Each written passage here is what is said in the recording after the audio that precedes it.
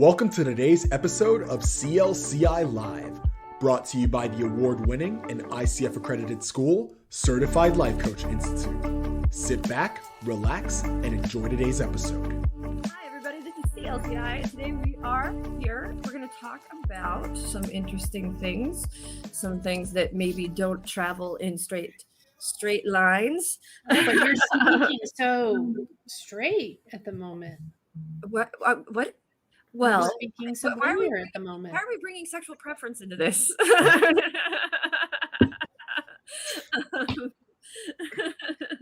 I did not even think about that concept.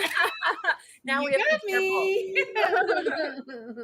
So well, I started sort of. So today we're talking about the difference between linear thinking, non-linear thinking. Just I don't even think we'll stick to thinking. Just what is being non-linear? What is being linear? What does all of that mean? And as coaches, I think there is some degree some stigma around the non-linear folk, one of which I am. So do we are non-linear people capable of being coached and going through that process? So we're going to talk about that. I like Anthony's background. I'm going to turn it over to the Labyrinth guy. Yeah, that's totally non-linear. Yeah, I'm Jareth from the Labyrinth. Geometric. I'm wearing those tight pants that David Bowie wore. Oh goodness. Is that the Labyrinth? Stand up. Yes. Infamous. So yeah, we're talking about non-linear thinking, and can non-linear thinkers be coached? I'm going to say yes. No, nobody can. But here's the real question, though. Here's a real question. Is there a difference between linear thinkers and non-linear thinkers? Well, why don't we first define what we mean when we what the standard, what everybody considers a linear thinker, a non-linear thinker. So, because it goes many ways. So let's start with just that basic. What is linear thinking? I think in steps, you got step 1, step 2, step 3, and then you're done. Yeah, I think in general, I think it's analytically thinking about something. There's a process, kind of like what. I wouldn't say that. No. Yeah. I don't know about that. Analytical. What? I think that analytical. I mean, it's. I think that analysis doesn't come. I think analysis plays a part in both nonlinear and linear thinking. So I think that I mean it's yes and in both areas of thought though analysis is important. It's I think it's more about how somebody thinks essentially. I would say as far as like just the basis for comparison for nonlinear and linear, I would say you're more analytically thinking when you're thinking linearly. When you're thinking nonlinear, you're thinking maybe a bit more in a not so analytical, just kind of. So let's define analytical then. What's analytical? I'm hyper analytical and nonlinear. I completely disagree. So maybe this would be a better way to describe it. People use analytical thinking to turn non-linear things or processes into linear processes and things. Mm-hmm. So you use analysis, you use, I guess, that hard thinking part of your brain to turn structures that seem a bit chaotic and simplify them and make them more generalized. Well, yeah, I think so. As a non-linear person, when I look at a world or look at a problem, look at the possibility in it or something along those lines, I don't see a direct course of action. I see much more like a network. So it's like there are dots everywhere, and I see a billion lines that can go to a ton of different places, a ton of different options. So it's more that I see 100 paths to the end point, and all the variation there within, and it is definitely something that creatives are known for being and doing and thinking, and a lot of that, as they say, is most people go from A, B, C, D to get to Z, but with the nonlinear type, we a lot of times go A, G, K and then to Z, or maybe hit a 1 or a 2 somewhere in there too. Yeah. It's more that there's not a definite path. My brother has always called me crazy because I never followed the way of just the standard person, because, and I think a big part of that is because I am definitely a non-linear human being, but my analysis is so critical as well, because I see the world in patterns, and I see how many patterns and how many possibilities are out there.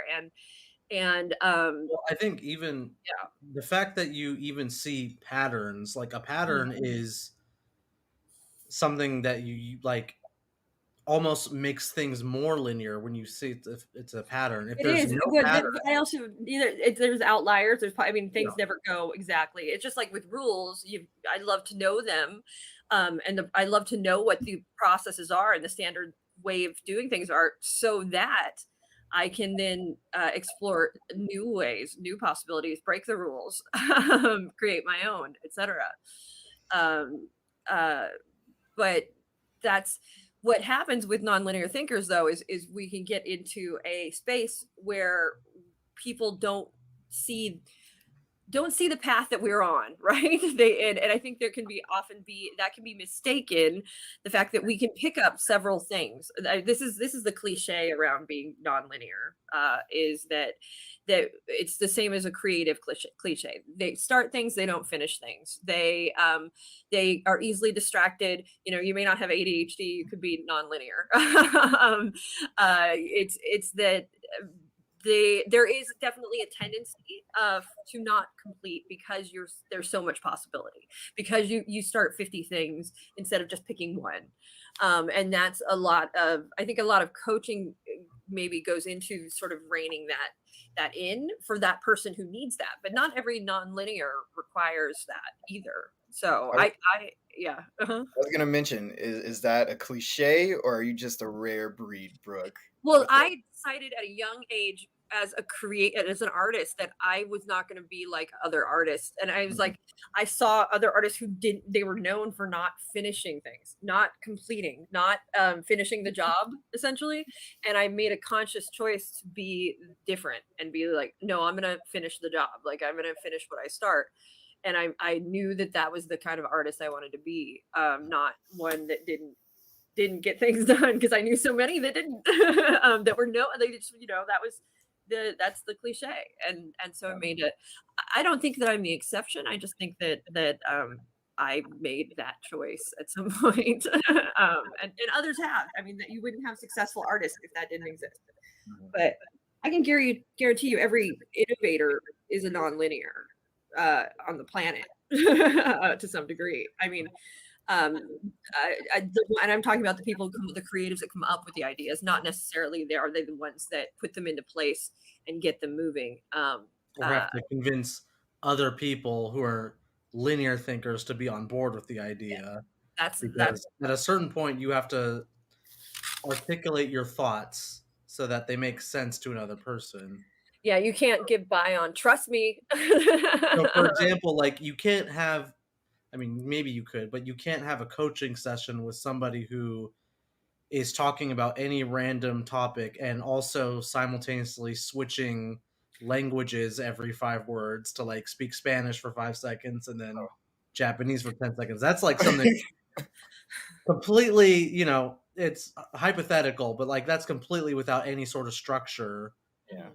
But at a certain point, to become articulate and try to transmit the thoughts in your head to someone else, there has to be some sort of structure and some sort of linear path that you take. Well, and I think coaching is a very linear process if we really think about it. I mean, it can be, but when we look at the structure set forth by ICF, we have to ask for a contract at the beginning, and that immediately makes it innately relatively linear, because it's goal-based. And now I'm not saying there isn't some creativity within it, but there definitely is that we're trying to bring it to a linear space always to that end, and that focus. Would you disagree? Like action steps, all of these things are linear. I think even when you describe coaching as a process that already carries all the baggage of linear thinking, what if it's because if we say the goal of coaching in general, as the ICF defines it, is maximizing your client's potential, whatever, that's a goal. If you describe it as a process, you automatically think that there's a linear sort of structure or path you have to take to get there. What if you described coaching as an environment instead, that a client and a coach are sitting in and can explore the environment as they please, and through that sort of exploration, you get the maximizing of potential. It's not a process as in we do these steps, we set this contract, we do things in order. It's just all exploration of an environment with rules that you abide by. So like not giving advice would be a rule, not judging your client is a rule. Now, this is a question. With rules, are rules innately linear in nature? No, I would say they're like boundary. Well, I guess that's how you. What is a rule then? I think when you're talking about, we get into a bowling ball lane, right? You're talking about steps to accommodate something, steps to fall in a boundary, so steps are definitely a linear. But I think any nonlinear person will say that they talk to linear people to help organize that nonlinear thinking. Not that they can't do it themselves, but sometimes that outside source can be really beneficial. And then conversely, a linear person needs the nonlinear to expand their thought process as well in infinite possibilities. It helps create the different possibilities that the linear in that step-oriented direction doesn't see all the possible. I think that we are putting ourselves in a box by even defining it as linear and nonlinear, because it doesn't even need to. Why even address the line? Don't put me in a line. I definitely visit. It's a bit of a reference to black and white thinking, right? To kind of define each. It's almost impossible. So there's one of the things that I dropped in was nonlinear pedagogy, and they have nonlinear coaching. It's actually an actual thing. I like that word. That word. Yeah, sounds interesting. Pedagogy. It's pedagogy. Pedagogy. Sounds like the breed of a dog. Well, it's also another term for it is like rhizomatic teaching and rhizomatic pedagogy, where you don't. So, like for example, if we'll use CLCI as an example, if you use linear pedagogy or linear teaching, we would just have you, Lisa, the lecturer, and all the students are just taking notes. Oh boy, that would be boring. Oh, and if they get an A or a B or whatever on a test, if they pass the test, they get their certificate. But it's just you lecturing, them taking notes, looking at the textbook. No. Now, if we did something completely nonlinear, like nonlinear pedagogy or rhizomatic pedagogy, we would just have students coaching the entire time. Well, not necessarily. I mean, that. Well, I'm saying completely, no rules whatsoever. They just coach, and we sort of watch them and sort of like guide them, answer questions, direct them. I think even then, that's not full honest. Like, I mean, I don't know. Then if we could go further and just not even have a school, we could just be like, go coach. That's what I was going to. I don't know that we would be able to certify anyone. I think too, though. What's interesting though is that the balance, which is something that we do in stat experiential, that looking for the what word am I looking for? The interaction, essentially, or asking the students to participate and bring their knowledge and their experience to the table. In essence, makes it a bit more non-linear at that point. I love the example of you can with like linear pedagogy. I know. So with that, basically what happens, like you said, if we were teaching somebody a skill, like how to hit a ball, we would teach them in an environment, if it's very controlled, if it's the same thing over and over and over again, it's not very realistic to life that they're going to always be hitting a ball with no distraction, nothing around them in a, this very controlled environment. So the idea of bringing in something nonlinear is to sort of throw reality at people, essentially, and it's sort of throwing a wrench in the game and seeing if they can still handle it. Throwing wrenches, I just thought about the movie Dodgeball. Yeah, you can throw a wrench, but you throw a ball. that is non-linear way to learn how to play dodgeball. Exactly. Getting a wrench thrown at you. But it's more real life, because that's the thing, is in real life we're going to get out there and we're going to have an awesome plan, right? And we're going to move forward with our awesome plan. But the reality is, and this is something actually we call it I just took a class on disruptive strategy. Emergent strategy has to happen. You might have the plan in place. This is what we're going to do. But you have to be able to deal with the emergent strategy, which is as things come up, how do you adapt? How do you change? How do you, because that's real life, and that's where that nonlinear comes in, is being able to adapt to the when your linear plan is suddenly thwarted, you quickly have to become nonlinear if you want to survive, right? And start to see all the other ways. Otherwise, you're going to just be dead in your tracks and stop. But that's also where coaches can come in, right? At that point. Yeah. Mm-hmm. I would say our level 2's got a lot of nonlinear pedagogy in it, as opposed to level 1, where we're kind of teaching you, obviously, like the structure of what you should and shouldn't be doing. But in level 2, it's kind of like, well, let's open this up and make it one giant, I feel like that's kind of what it is, one giant just life coaching session over the course of 3 days. And I still think it's got a combination. Here's another word that I'm not sure I'm going to say correctly, but I think it's... Let's try it together. Pedagogy. Pedagogy? Oh, our linguistics. I think it's pedagogy. Yeah, pedagogy. That combination of both of those perspectives is really what we tend to use, where it's a teach, and Brooke has said this in this way before, teach and do.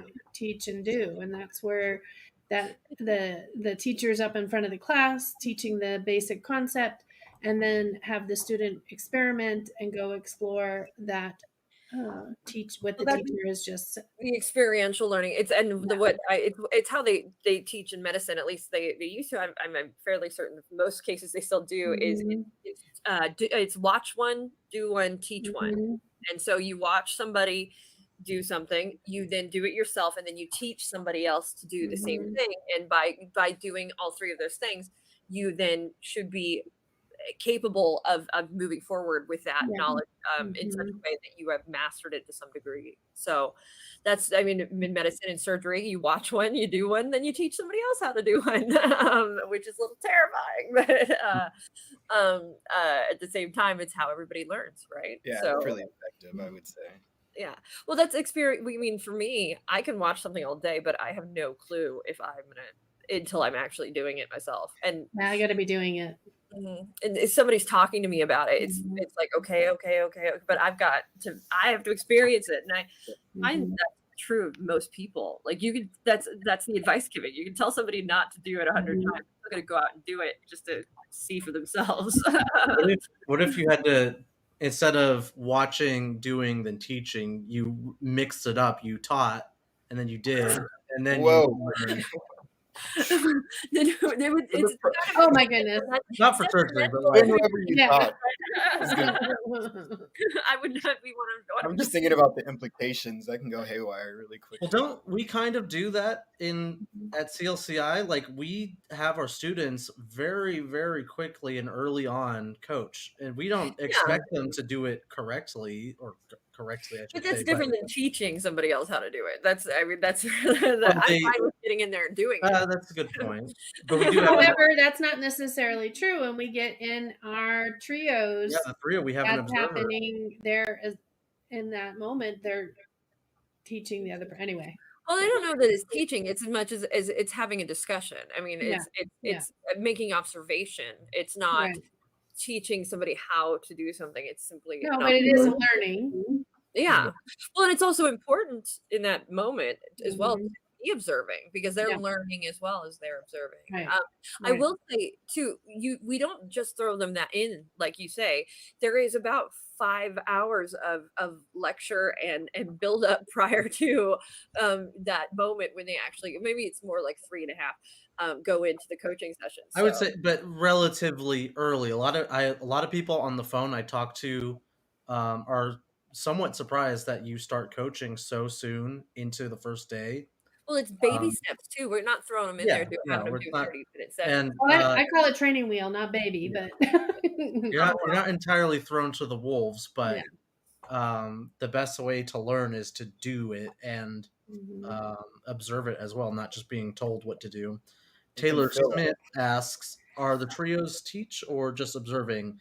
I think it's both. I think it's taking you when you're watching someone else, you're learning what you like, you're learning what you don't like, you're visually seeing the mistakes the other person makes, you're visually seeing and you're paying attention to what's working well. So Yep. I not that you're necessarily teaching, but there is teaching informally going on And because there's learning happening. to sort of explain what the trio is, you have one Yeah. person who's coaching, one person who's being coached, and a third person who's passively observing and maybe referencing the notes or Well, topics. we You actually know, have an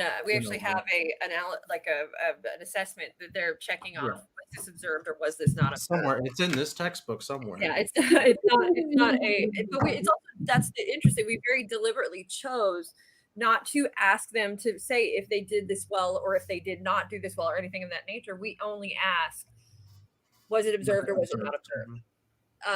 And that's deliberate because we don't want it to become a you didn't do your job and I'm going Rubric for to do your job moment. rubric. But to return back to linear and nonlinear thinking. See, that's it. This is an example. We have Yeah. pretty much every one of our sessions, we start off in a linear and then we go in many directions. Last week we were talking about pi. At the Well, that was linear because we started about pi and we Yeah. finished it. That was bookending. That's what Yeah, that we was. bookended there. I think that one of the things that drives me a little bananas though is the stereotypes that come with non-linears. We've talked about a little of them. Do you guys know of any non-linear stereotypes or even linear stereotypes around these kind of Well, again, not to dig too deeply in that analytical space, but for linear thinkers, I feel like they get a bad rap for maybe being cold sometimes when I feel like when they're processing something, they're just kind of in that headspace. I think it's very maybe. funny that you apply emotion to create. Like for me, it has nothing. One has nothing to do with the other. Again, but I'm also an odd breed because I'm both creative and analytical. So I have to sometimes remember that that not everybody is both those things as much as I am. But I don't apply emotion to the either way because I think that when somebody's thinking, whether they're creative or not, they're thinking. And I know a lot of cold creatives. I apply emotion to everything. I would say on the flip side of that too, for non-linear thinking folk, that would probably be a bad rap that they get is kind of like the opposite. Like they're not thinking about anything that I'm talking about right now. They're not processing when they could be doing it just in a way that you are unfamiliar with. So you're basically, you see non-linear as like an accountant essentially, or like something. So who is give me traits of like, who's your non-linear example? Well, the question, wait, let's just make sure. The question that was asked was, what are the typical misconceptions of a linear versus nonlinear kind of person? And so I think what you're, Jerome, answering is some of those misconceptions. I'm trying. Yeah, no, exactly. I mean, I'm just trying to get him to paint a picture so I understand better. Like, what is a linear person? Like, what do they do for a living? What do they? They're an engineer. Linears are engineers. As I said, are they accountants? You've got your accountants. You've got maybe mechanics is something that I would see. Surgeons, doctors. Those are really. I mean, you've got to be somewhat, process oriented. Because if you mess up, if you do something non-linearly as a doctor, might ruin somebody, you Yeah, know? Well, but if think you're of Dr. House. Remember linear, Dr. though, Right. House? It might. He is totally out not there. linear. So these are obviously generalizations, but these Yeah. are some that I see come up, and you know, with non-linear thinkers. Again, I feel like one of the worst raps they get is they're not thinking, they're not processing, they're just They're doing stupid. whatever they feel like they're. There you go. I wasn't trying to say They're that, but yes, flighty. They're yes. stupid. They're flighty. They're woo woo. They're all over the place. They're. I don't see it that I totally don't see it that way. So how do you see it? Every person that I've been in a relationship with, that's, if we're going to label that have been highly intelligent. I have not been in a, so I can't even do that because I have too many people in my world that are. And that's the thing that I think often gets looked past is with nonlinears. It is a sign of intelligence. It is a sign of it also is a sign of I mean, creativity is a sign of the ability to think in a way that a lot of other people cannot think, and it's parts of brains that works in ways that others do not. And that's a tremendous skill set. And usually to manage and navigate, it's something I get mad at other creatives all the time, because I'm like, I know you're not stupid, and I know that you can do business, and I know that you're lazy. You just don't want to, and you want to make somebody else do it for you, but you're fully capable. It makes me so mad because I'm always the one who ends up being creative but still having to do the business side. I get resentful. Because I want to go out and have fun too and be artsy and flighty. It's not fair. But I mean, it's true. You think about in film and everything, how do they paint the artists? Word choice, deliberate on that one. I mean, typically they're emotional, like Jerome, the opposite of Jerome's example, and driven by emotion and not driven by a logic or a business sense. But it's not exactly reality either, though. And that's where I don't think it's fair either for as coaches, if you have a nonlinear client, to be afraid of letting them explore, right? So I know we it's something I have to do. Is done with me often, that check-in moment. Are we going? Yes, just stick with me. We will get there. This is part of the path. Okay. Because I can apparently appear to be veering off in the left field very often. And I don't, to me, I see the path, but others do not. So well, and to be fair, sometimes others who are in that space are not seeing the path. They're just doing the spiral. Mm-hmm. Well, yeah, you know what? But there have been moments where I don't see the path, but I know instinctually that that I have to explore this to get to my end thing. Yeah, that it may not seem like it's related, but I know at least on a gut level that it is necessary that I explore this area in order to make it to the final goal. Because somehow it is connected to me. So I guess it does make things more complicated at times. What if a coach has a client who is rigidly linear and they want to become more nonlinear?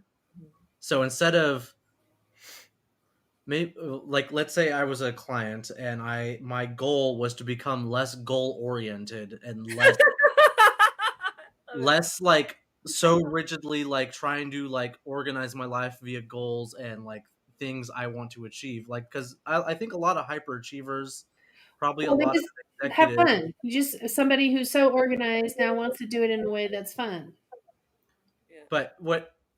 I'm a hyperachiever, and that's so. It's so no. But what would a coach do? The coach would say, "What? How can you be more nonlinear?" Well, define it first. What's the definition of who you are, and what's the definition of who you want to become? Well, then this hypothetical person would be like, "Well, I see all these artists and all these hippy dippy folks just being flighty and having fun and enjoying their life. I can't do that. I, always try to stick to a goal, and I always can't do that." Yeah. I haven't been able to do that. I haven't done that. How do I become more flighty and That is wayward? just rude. It's rude. It is rude. It is rude, especially for It's somebody as rude. hardworking as I am. That's non-linear. True, but this hypothetical linear person has always been like that, and for some reason they're unsatisfied with their life. How do you sort of encourage that non-linear, if that's their goal? Well, I think it's up to them. It's not up to us. I mean, can't tell you in this hypothetical situation because the client isn't here and they're the ones leading the show. So an example I think that we could explore in this space is this is a hard topic. I mean, but I think this is a hard topic. a good place for coach work to happen. So you have that same very linear client that client. So what we mean is basically taking a clear path between 2 points, a direct line from A to B, boom, boom. That's linear. Non-linear will do this. What was that cartoon? I can never remember. Not Dennis the Menace. There's another cartoon where the little guy would go. Oh yeah, I know what you're talking about. Yes.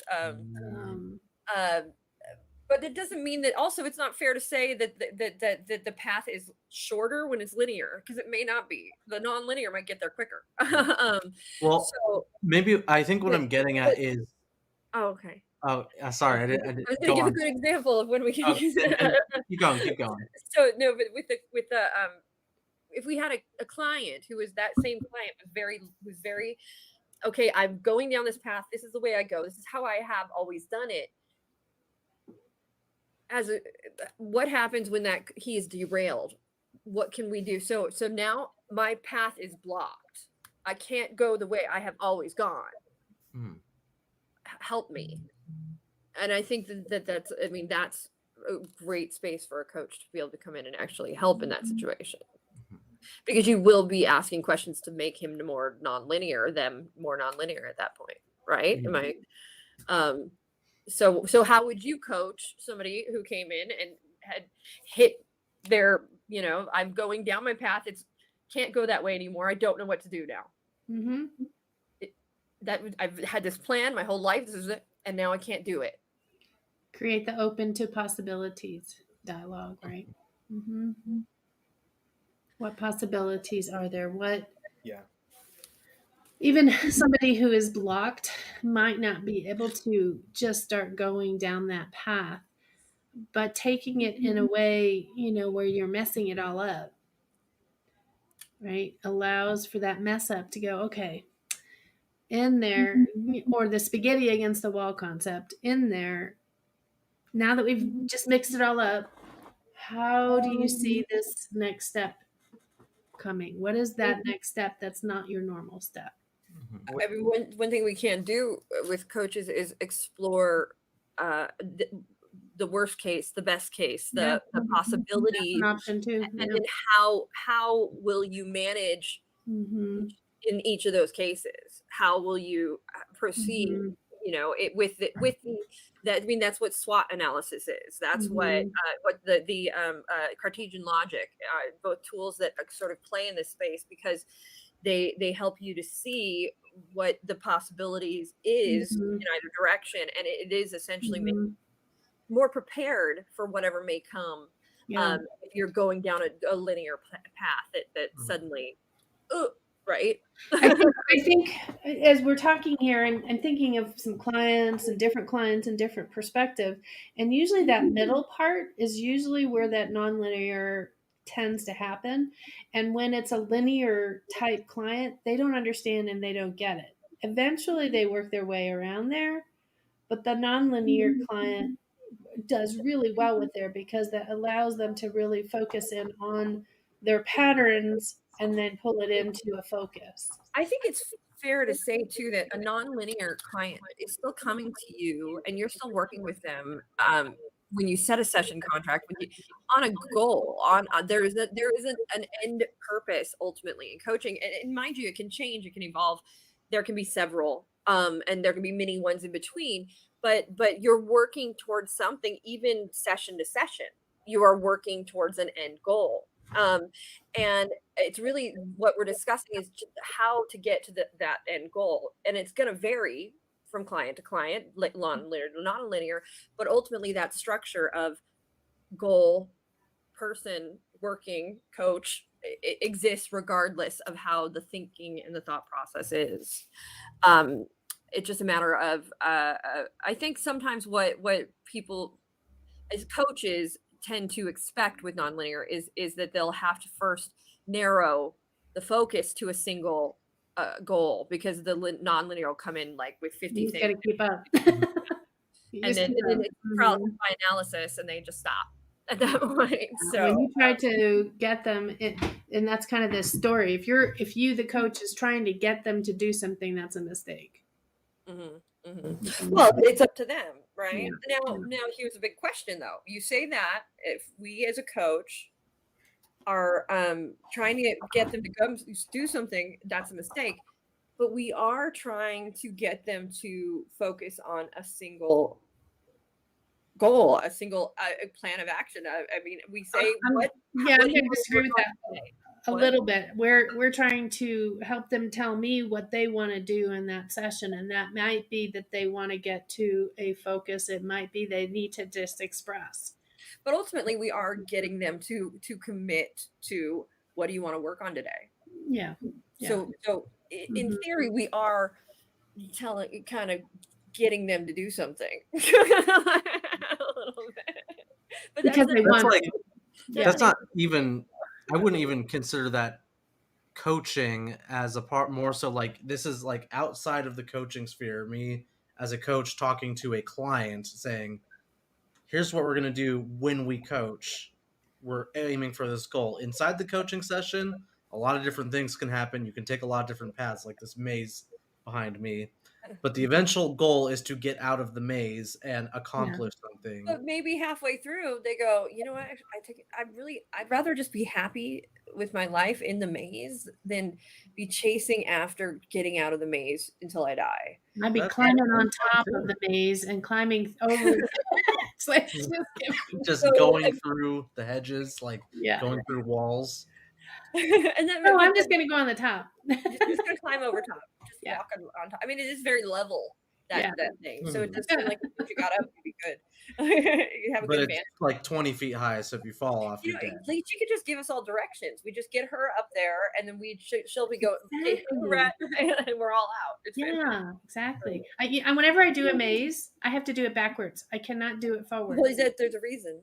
Is there a forward and backwards to a maze? Well, I mean, it depends on the start. It tells you where to start and where to end. Like a corn maze and stuff like that. Yeah, like I can't do it that way. I don't know why. I can't. My brain just doesn't do it. Well, it's actually there's a reason. I never heard of the reason. What's the reason? If you go backwards through, it's actually easier for your brain to. So it depends on if the maze is linear or non-linear.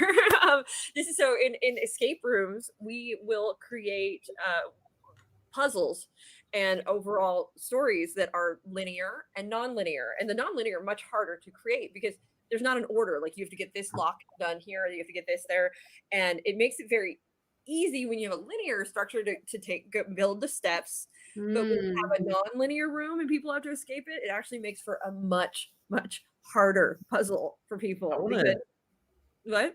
I want to do a non-linear escape room. I don't know. I haven't done it.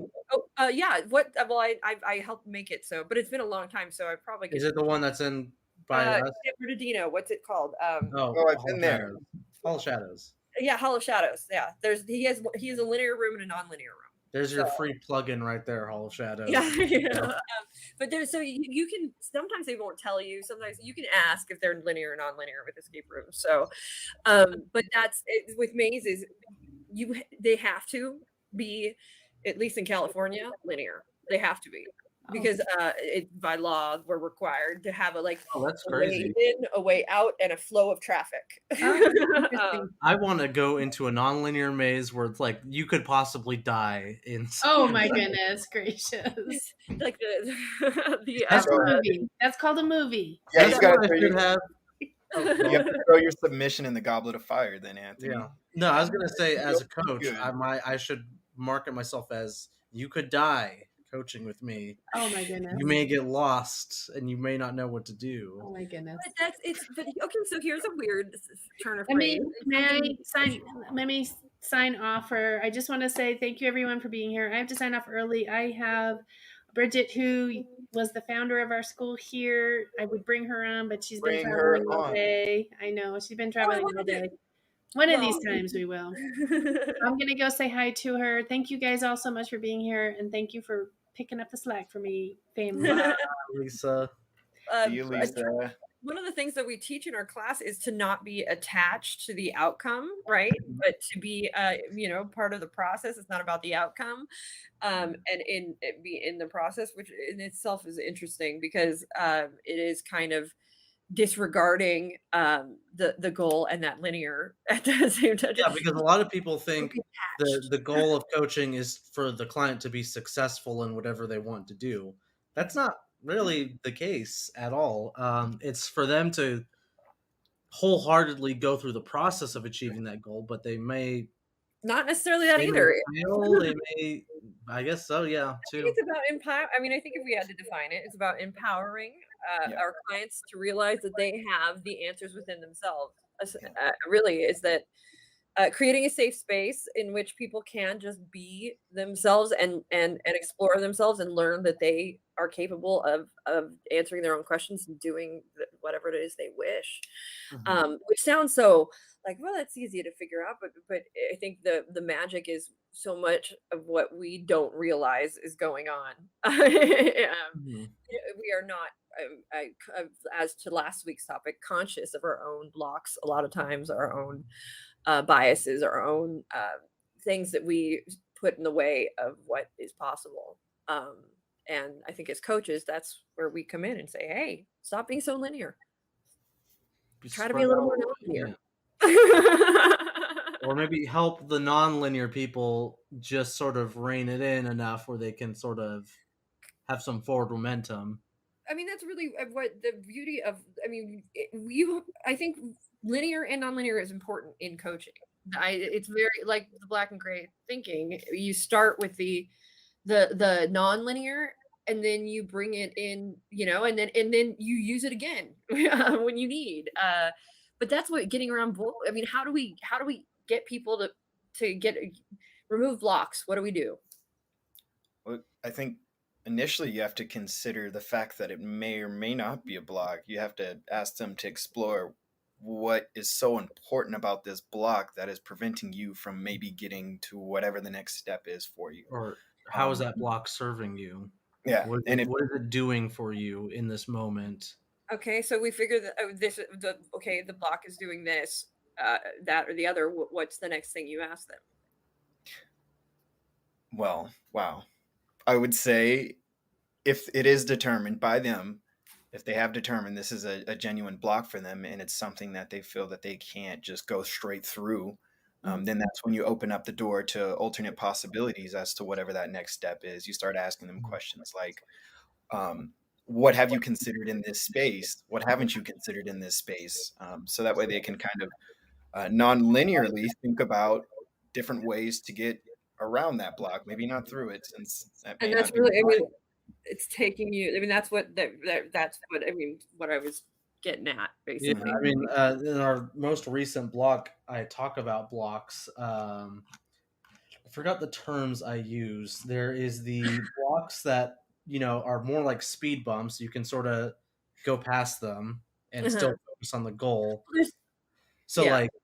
Limiting beliefs. We have limiting beliefs. We have the learned helplessness. We have I mean, these things that people have. So the limiting belief would be let's do learned helplessness would be like, I because Anthony won't let me. He's very bossy and mean, and he's not gonna let me do what I want at work. But that right there is a limiting belief, learned helplessness. Essentially, it's putting the responsibility on somebody else instead of taking it for yourself. Yeah.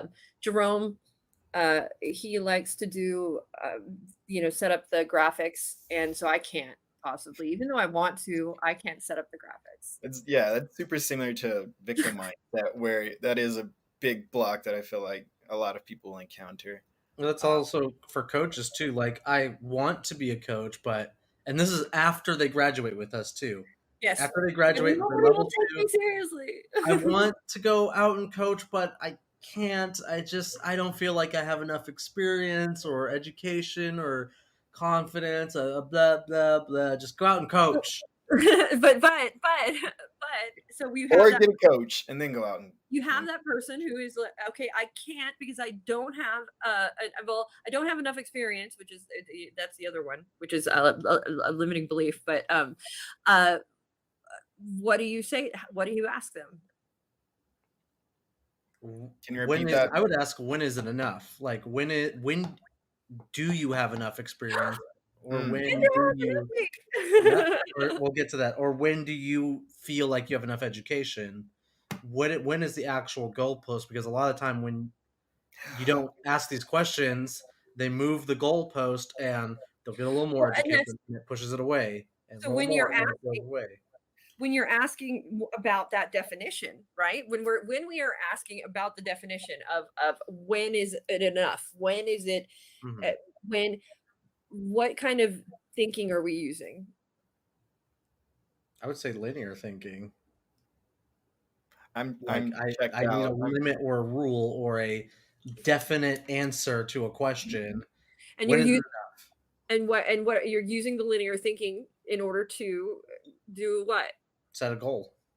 And also to get somebody into action. So it's a way it's just a good example of how we can use linear and how we can use nonlinear, right? We can use nonlinear when somebody's saying always, never, things of that nature, and we can go really always. Really? Never ever happen, and then they have to open themselves up to other things. And then in that case, where she's like, I don't have enough experience, I don't have you're going to narrow her focus to, well, when is enough? And get her into that linear thought process. Let's look at Kendra Battle. Yeah, I was going to say, can we bring in a real life example of this? I just wanted to say I have an update from last week. I made a video, put it out there, and invited people for free coaching sessions with me. No takers yet, but I have gotten a lot of positive feedback. Also, it made me feel great to know that I overcame that hurdle. This week, I'll be going through my phone and offering people a free coaching session. Awesome. First and foremost, freaking yeah. That's we're not being coaches right now by giving praise, but we're giving you praise. Good job. And my brain immediately goes, awesome, staying positive. You did it. You took the step. That was probably the hardest part. Can you do it again? Can you do it again? Could you put another video out? I love that she's got another plan too. This week I'll be going through my phone and offering people. What happens when you get the ball? We didn't even have to ask. We just, the ball starts going and she's good. Be unstoppable. Keep us updated. I want to hear more. I want to hear about the first time you get your first client. And we want to hear about it next week as well, too. Yeah, that's awesome, Kendra. Forever. So let's wrap up the linear structure of this episode. And it's not saying that one is better than the other, I don't think, right? At least my take on it is that the world is both linear and nonlinear, and you have to be capable of managing both those spaces and using both to your advantage as a coach as well. And you can. What are your takeaways, Anthony and Jerome? I was going to say the world is nonlinear. It's not both. It just is nonlinear. And we make linear structures, make choices how linear it is, and that's by putting limits and sort of the reins on something. But you're allowed, and you're always allowed to sort of open up the possibilities or close the possibilities as it suits you. A good example in the blog that we gave last week was like, if you went into a jewelry store and you had to pick one item, this jewelry store is just packed with the top of the line best men's jewelry, women's jewelry, everybody's, but you have to pick one item. You can only pick one thing. We start to create immediately a process where we're going to eliminate possibility, right? And we're going to narrow the focus down.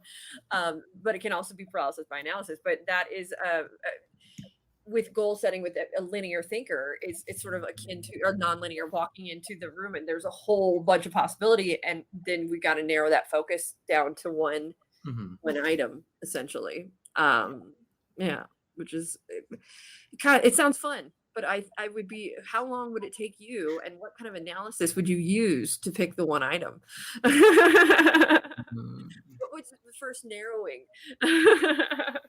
But we all do it different ways. So I mean, the first thing that comes to mind is price. I would try to list it as from, but also not even go into my brain did I think of price. Not one time. That's crazy. I immediately thought I need a spreadsheet of it sorted from highest to lowest. I'm gonna eliminate anything that is just too gaudy and too manly first. I think I'd probably consider looks and then break it down from there by price. Whatever I do enjoy, I'm like, okay, well, if I like all of these, it better be the most expensive of the bunch. I don't care how much it's going to cost. Like, I don't really care. It could cost $2. Yeah, like you're when you just asked that, like both our like thoughts of how to use the jewelry just completely like were different. Yours was to wear it. Mine is to sell it or resell it. But I mean, evidence that there's always a lot of possibility, and everybody can go different ways. Jerome, what are your final thoughts on linear? Final thoughts would be, as we came on, I kind of spoke about the differences between linear and non-linear thinking, and I think I have like that internal battle sometimes with myself, trying to determine whether I am one or the other. And I think at the end of this, I'm coming to realize, there's a space for both of those. I mean, everybody's all things. It just, maybe we lean one way or the other a little more often. Maybe we play in one side. Maybe one's more second nature to us. We're all capable of being, doing, and using any and all tools that are available to us. So, and then some. We could create our own tools. Who knows? But I'm going to go ahead and sign us off. Next week, we are talking about taboo, weird, scary, spooky, odd coaching techniques and coaching experience. Just anything that is weird and taboo, and for the sake of the Halloween. Yeah, it'll be a fun episode. To adorn our Halloween costumes next week. I need to get a Halloween costume. I don't have one. Figure something out. I have to wear one on Saturday. I'm excited. So, okie dokie, artichokes. We're gonna head out. Thank you guys for watching. We're Certified Life Coach Institute. We certify coaches in 3 days. Check us out next week, 4:00, same bat time, same bat station.